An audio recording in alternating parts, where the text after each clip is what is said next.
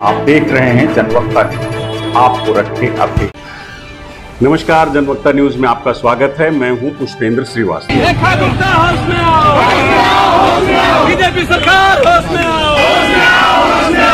सरकार होश में आओ।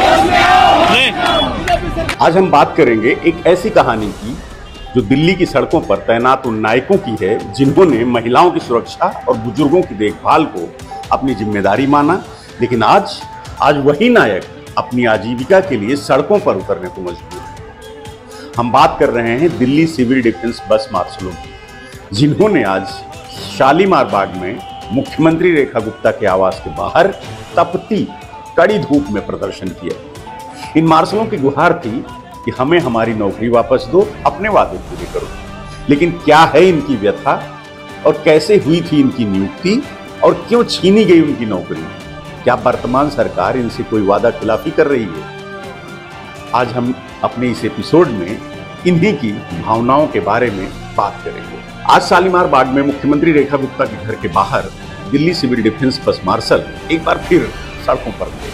उनके हाथों में तख्तियां थी, आंखों में आंसू और दिल में एक ही सवाल कि 60 दिन में पक्की नौकरी का वादा कहां गया?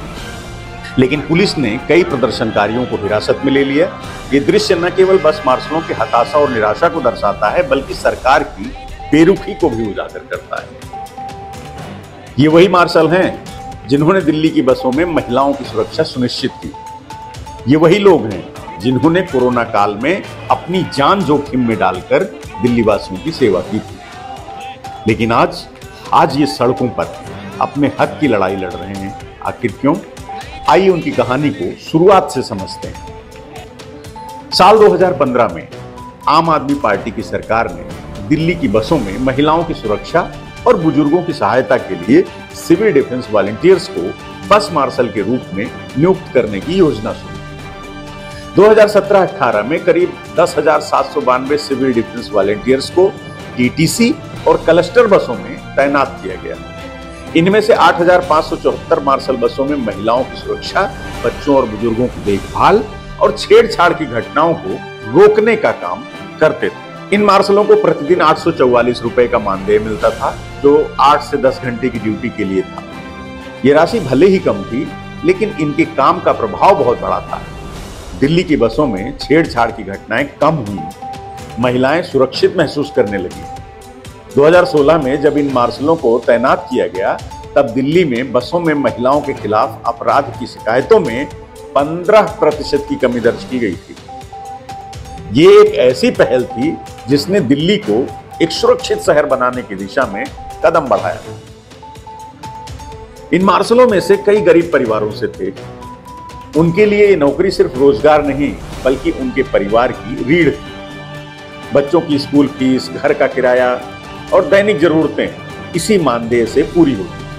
लेकिन इस उम्मीद की किरण जल्द ही अंधेरे में बदल गई। अक्टूबर 2023 में दिल्ली के उपराज्यपाल वीके सक्सेना ने इन सिविल डिफेंस वॉलंटियर्स की सेवाएं समाप्त करने को मंजूरी दे दी। इसका कारण बताया गया कि इनकी नियुक्ति सिविल डिफेंस एक्ट के अनुरूप नहीं थी, क्योंकि ये आपदा प्रबंधन के लिए नियुक्त किए गए थे, न कि बस मार्शल के रूप में। लेकिन सवाल यह है कि जब ये मार्शल इतने सालों तक काम कर रहे थे, तब ये नियम क्यों भूल गए थे आप? इससे पहले अप्रैल 2023 से इन मार्शलों का वेतन रोक दिया गया था। 5 महीनों तक बिना सैलरी के ये लोग अपने परिवारों का पेट कैसे पालते रहे? मार्शल चंद्रशेखर हैं, उन्होंने बताया कि हमारा घर कैसे चलेगा, बच्चों की स्कूल की फीस कहां तक कैसे जमा होगी, बड़ी चिंता थी।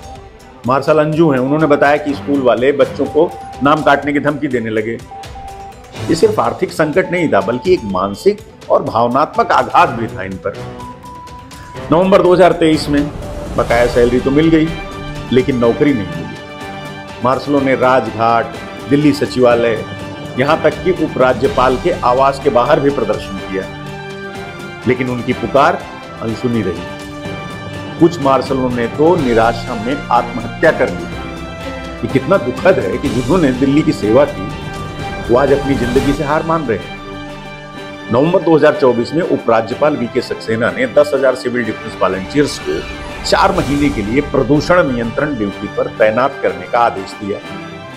तत्कालीन मुख्यमंत्री आतिशी ने इसे आम आदमी पार्टी की जीत बताया और कहा कि जल्दी ही स्थायी नियुक्ति का प्रस्ताव उपराज्यपाल को भेजा जाएगा। लेकिन 4 महीने की अस्थायी नौकरी क्या इनके भविष्य को सुरक्षित कर सकती थी? खैर, वो भी नहीं हुआ।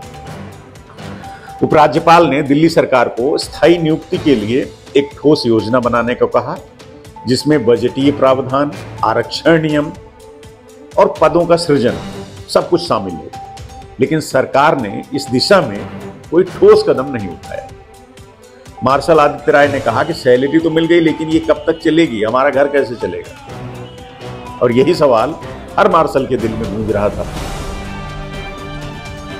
इस बीच विधानसभा चुनाव आ गए। फरवरी 2025 में चुनाव से ठीक पहले बीजेपी ने वादा किया कि सरकार बनने के 60 दिनों में मार्शलों को पक्की नौकरी दे देंगे। लेकिन 110 दिन बीत गए, ना तो पक्की नौकरी मिली, ना स्थायी नौकरी की कोई गारंटी मिली है। ये वादा खिलाफी नहीं तो और क्या है? आज शालीमार बाग में मुख्यमंत्री के घर के बाहर मार्शलों का प्रदर्शन इसका जीता जागता सबूत है कि उनकी धैर्य की सीमा अब टूट चुकी है। उन्होंने नारेबाजी की, ज्ञापन सौंपने की कोशिश की, लेकिन पुलिस ने कई मार्शलों को हिरासत में ले लिया। एक प्रदर्शनकारी ने कहा, हमने दिल्ली की सेवा की, लेकिन आज हमें अपराधियों की तरह हिरासत में लिया जा रहा है।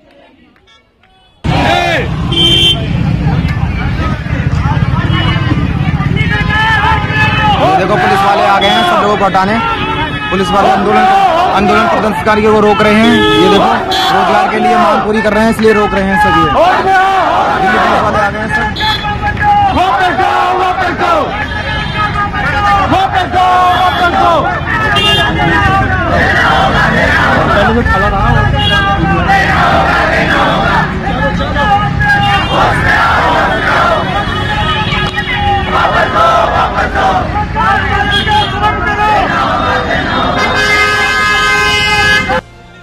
इन मार्शलों की मांग साफ है, स्थायी नौकरी, सम्मानजनक रोजगार और वादों का सम्मान। वो चाहते हैं कि उनकी नियुक्ति की फाइल तुरंत फाइनेंस सर्विसेज विभाग और ट्रांसपोर्ट विभाग को भेजी जाए और 1 हफ्ते में बहाली के आदेश जारी हों। लेकिन सरकार की चुप्पी और पुलिस की सख्ती उनके जख्मों को और गहरा कर रही है। वर्तमान में दिल्ली की बीजेपी सरकार ने चुनाव से पहले बड़े बड़े वादे किए। दिल्ली विधानसभा अध्यक्ष विजेंद्र गुप्ता और बीजेपी के प्रदेश अध्यक्ष वीरेंद्र सचदेवा ने मार्शलों को 60 दिनों में पक्की नौकरी करने का भरोसा दिया था। लेकिन आज 110 दिन बीत गए हैं, मार्शल सड़कों पर हैं।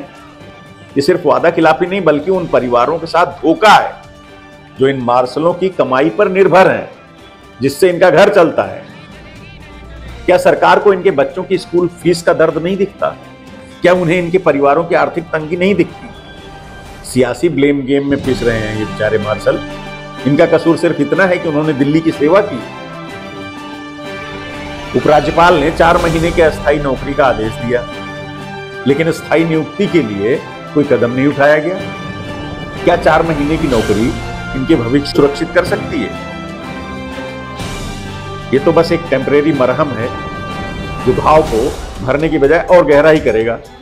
इन मार्शलों की कहानी सिर्फ नौकरी की नहीं है, बल्कि सम्मान, सपनों और उनके भविष्य की भी है, उनके परिवार की भी है। एक ऐसी ही मार्शल रेखा ने कहा कि हम किसी की राजनीति का मोहरा नहीं बनना चाहते, हमें बस हमारी नौकरी चाहिए। एक और मार्शल है राजेश, उन्होंने कहा कि हमारे बच्चे स्कूल नहीं जा पा रहे हैं, घर में राशन तक नहीं है।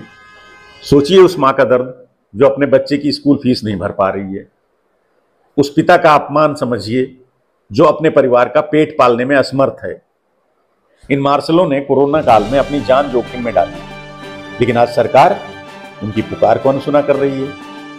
क्या यही है इनके बलिदान का सम्मान? जब इन मार्शलों ने प्रदर्शन किया तो उन्हें लात मारी गई, थप्पड़ मारे गए और बीजेपी नेताओं ने उन पर झूठे मुकदमे तक दर्ज करा दिए। ये कैसा न्याय है? ये कैसी सरकार है जो अपने ही लोगों को अपराधी बनाती है? मार्शलों का कहना है कि इस पूरे मामले में 2 बातें साफ हैं। पहली, आम आदमी पार्टी और बीजेपी दोनों ने हमारे मुद्दे को सियासी हथियार बनाया।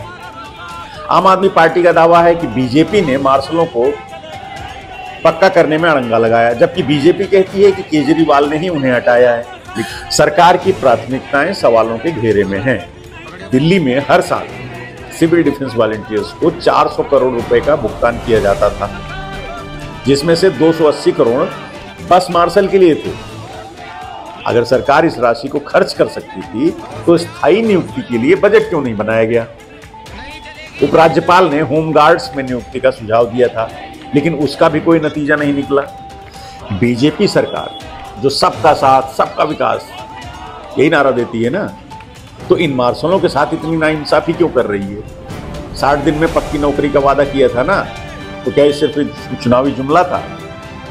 ये सरकार की नाकामी है कि 10,000 परिवारों का भविष्य आज अधर में लटका हुआ है। इस संकट का समाधान सिर्फ सियासत से नहीं बल्कि ठोस कदमों से संभव है। सरकार को चाहिए कि तत्काल स्थायी नियुक्ति की प्रक्रिया शुरू करे। उपराज्यपाल के सुझाव के अनुसार फाइनेंस और सर्विसेज विभागों को फाइलें तुरंत भेजी जाएं। होमगार्ड्स में नियुक्ति पर विचार करें। 10,000 होमगार्ड्स के पद उपलब्ध हैं, जिनमें इन मार्शलों को प्राथमिकता दी जा सकती है। सरकार को चाहिए कि वो वादे का सम्मान करे और 60 दिन में पक्की नौकरी का जो वादा उसने किया था उसे पूरा करे। सरकार को चाहिए कि प्रदर्शनकारियों के साथ संवाद करे, उनकी मांगों को सुने और समाधान निकाले। दिल्ली सिविल डिफेंस बस मार्शल आज सड़कों पर हैं, लेकिन उनकी हिम्मत और उनका जज्बा टूटा नहीं है। उनकी गुहार हर दिल्लीवासी के दिल तक तो पहुंच रही है, जो एक न एक दिन सरकार तक भी पहुंचेगी। हम भी बस मार्शलों के साथ हैं। वो अपने परिवार के लिए, अपने सम्मान के लिए और अपने हक के लिए लड़ाई लड़ रहे हैं, इसमें कोई बुरी बात नहीं है। हमको भी उनकी आवाज बनना चाहिए। हम भी सरकार को जगाएं और ये सुनिश्चित करें कि इनके बच्चों का भविष्य अंधेरे में न डूबे। आइए हम सब मिलकर इनकी आवाज बने, सरकार को जगाएं और ये सुनिश्चित करें कि इनके बच्चों का भविष्य अंधेरे में न डूबे। ये समय है एकजुट होने का, ये समय है न्याय की लड़ाई लड़ने का, अपने अधिकारों की लड़ाई लड़ने का। बस मार्शलों की इस समस्या पर आप क्या सोचते हैं? क्या वाकई उनके साथ नाइंसाफी हो रही है? क्या वाकई सरकार वादा खिलाफी कर रही है? अपनी राय हमें कमेंट बॉक्स में जाकर जरूर बताएं। जनवक्ता में एक नए एपिसोड के साथ हम बहुत जल्द फिर आपके साथ होंगे। तब तक आप अपना और अपनों का ख्याल रखिए। धन्यवाद। जनवक्ता न्यूज।